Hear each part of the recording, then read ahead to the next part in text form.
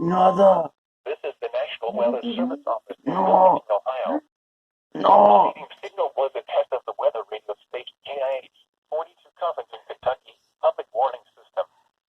During potentially dangerous weather situations, special field receivers can be automatically activated by the signal to warn of the important hazard.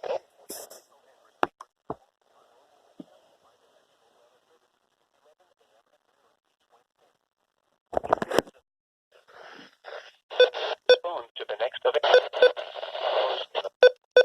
Tuesday. Tone will vary at any given location. This variability, normally more noticeable at greater distances from the transmitter, can occur even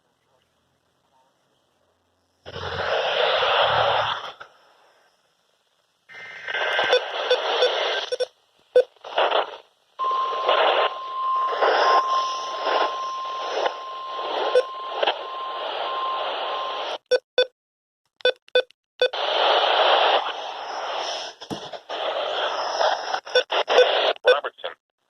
And finally, in Indiana, Dearborn, Fayette, Franklin, Ohio, Ripley, Switzerland, and Union.